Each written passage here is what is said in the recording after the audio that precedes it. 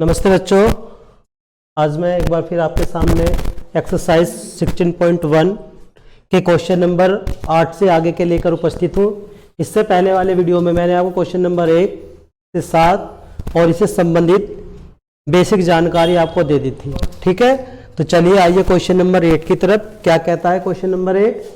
Question number 8 में बेटा कह रहा है आपसे एक परीक्षण में दो बच्चों वाले परिवारों में से प्रत्येक में लड़के और लड़कियों की संख्याओं को लिखा जाता है। अर्थात कहने का मतलब यह है कि दो बच्चों वाले परिवारों का सर्वे किया जाता है और सर्वे करने के बाद उससे संबंधित आपसे क्वेश्चन किए गए हैं। क्वेश्चन नंबर 1 है आपका, यदि हमारी रुचि इस बात को जानने में है कि जन्म के क्रम में बच्चे लड़का या लड़की है तो प्रतिदिश समष्टि क्या होती है। देखिए, इन्होंने एक ऐसे परिवार को लेकर सर्वे किया है जिसमें से लड़के और लड़कियों के परिवारों को चुना गया, अर्थात उन परिवारों को चुना गया है जिसके अंदर दो बच्चे हैं।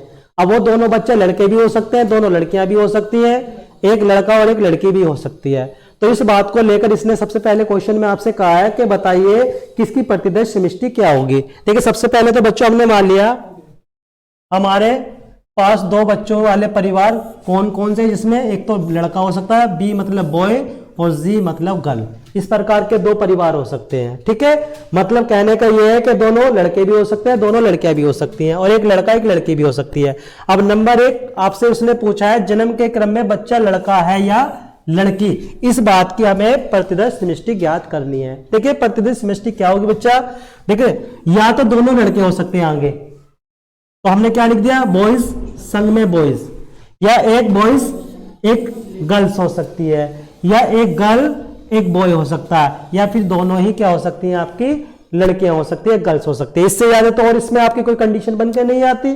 तो यही क्या है, जन्म के क्रम में बच्चा लड़का है लड़की की कुल प्रतिदिश समष्टि इस प्रकार से आपके सामने है। ठीक है, क्वेश्चन नंबर 2 में आपसे क्या कहता है, इसी के दूसरा भाग कह रहा है यदि हमारी रुचि किसी परिवार में लड़कियों की संख्या जानने में है तो प्रतिदिश समष्टि क्या होगी। अर्थात अब ये कह रहा है कि आपको उन परिवारों के बारे में बताना है जिसमें लड़कियों की संख्या है या नहीं है, या ज्यादा से ज्यादा कितनी हो सकती है, कम से कम कितनी हो सकती है के बारे में आपको बताना है। तो देखिए बेटा, आपको इसी से पता लग रहा है, हमने यहाँ पे क्या लिया, बीबी, या तो दोनों बच्चे लड़के होंगे, या बीजी एक लड़का एक लड़की होगी, या जीबी पहली लड़की दूसरा लड़का होगा, या दोनों ही क्या होंगी, आपकी लड़कियां होंगी। तो ये कुल प्रतिदिश समष्टि है। तो इसी के द्वारा हम बता सकते हैं कि परिवार में लड़के की संख्या कितनी हो सकती है।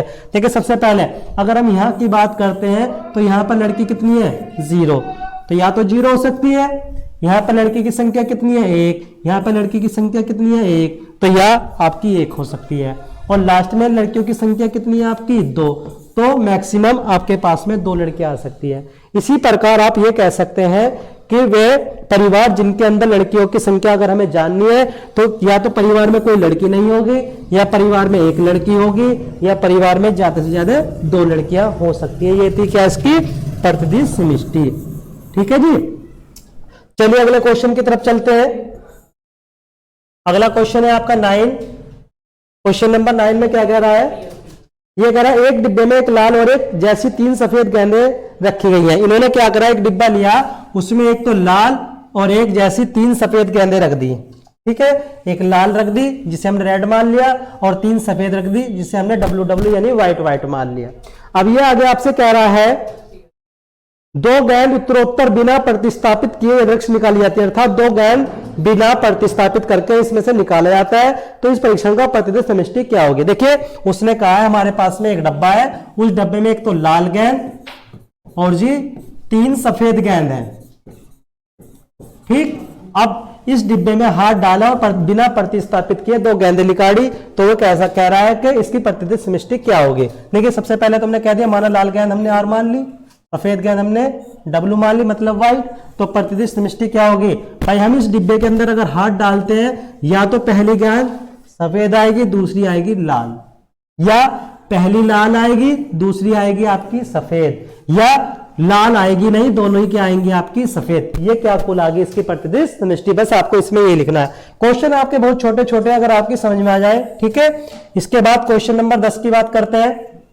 क्वेश्चन नंबर 10 में क्या कह रहा है, देखिए क्वेश्चन नंबर 10 में आपसे कह रहा है एक परीक्षण में एक सिक्के को उछाला जाता है, एक परीक्षण में एक सिक्के को उछाला जाता है और यदि उस पर चित प्रकट हो, एक सिक्के को अगर आप उछालेंगे तो या तो हेड आएगा या टेल, यानी कि या तो चित आएगा या क्या आएगा आपका पट। ठीक, अब आगे क्या कह रहा है वो, तो उसे पुनः उछाला जाता है, यानी क्या आता है अगर चित प्रकट होता है, यानी कि अगर हेड आता है तो उसे दोबारा उछाला जाता है।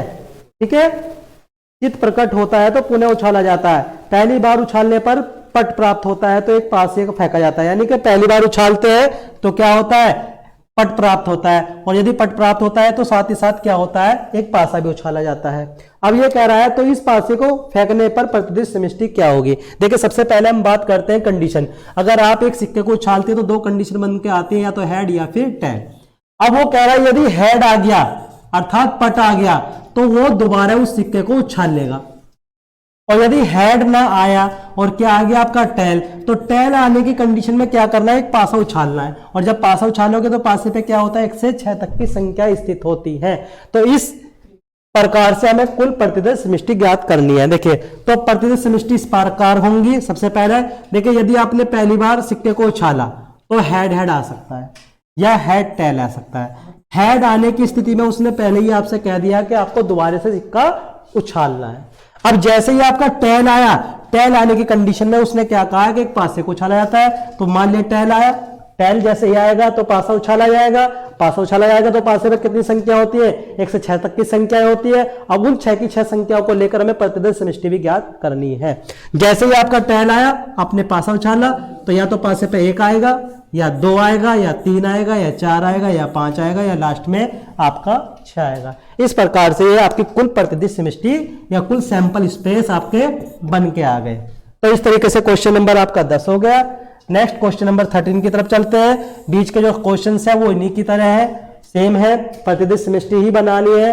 वैसे तो आप इन सारे क्वेश्चन को अपना आप भी कर सकते थे। ठीक है, इसके बाद क्वेश्चन नंबर 13 पर चलते हैं। क्वेश्चन नंबर 13 आपसे कह रहा है कागज की 4 पर्चियों पर संख्या 1 2 3 और 4 लिखा गया है, यानी कागज की पर्चियां बनाई और उन पर्चियों पर क्या 1 2 3 4 करके उनके ऊपर लिखा हुआ है। ठीक है, अब आगे क्या कह रहा है, इन पर्चियों को एक डिब्बे में डाल दिया जाता है। तो क्या करा, इन पर्चियों को एक डिब्बे में डाल दिया जाता है जिसपे 1 2 3 और 4 लिखा हुआ है। डिब्बे में डाल दिया, एक डिब्बे में डाल दिया जाता है और भली भांति इन्हें मिला लिया जाता है। एक व्यक्ति डिब्बे में से 2 पर्चियों एक के बाद एक दूसरी बिना प्रतिस्थापित निकालता है तो इन परीक्षण का प्रतिदिश समष्टि, यानी कि वही कंडीशन है जो अभी हमने गेंद वाला क्वेश्चन किया था। बिना प्रतिस्थापित पर्चियों को निकाल लेगा तो कुल कितनी कंडीशन इसमें आपकी बन के आती है। देखिए तो सबसे पहले पहली पर्ची आपकी 1 हो सकती है तो दूसरी 2 हो सकती है, 1 होगी तो 3 हो सकती है, 1 होगी तो 4 हो सकती है। तो ये प्रकार कंडीशन हमें पूरी की पूरी लेनी है। अब बाई चांस पहली पर्ची आपकी 2 होगी तो नेक्स्ट क्या आएगी आपकी 1 2 या 4 आएगी, और नेक्स्ट अगर आपकी 3 आएगी तो 3 के साथ 1 आएगा, 2 आएगा और 4 आएगा। और यदि पर्ची पर पहली बार आपका 4 आएगा तो इसके बाद वाली पर्ची आएगी 1 2 और 3। तो इस प्रकार से कुल प्रतिदिश समष्टि आपकी ये इसकी क्वेश्चन नंबर 13 की बन के आती है। ठीक है बच्चों, अब शेष क्वेश्चन नंबर आपका बचता है 14 15 और 16, इन्हें आप अपने आप करेंगे। इसके साथ में ये एक्सरसाइज आपकी फिनिश होती है। आने वाली वीडियो में हम क्वेश्चन एक्सरसाइज 16.2 के बारे में आपको जानकारी देंगे। Thank you.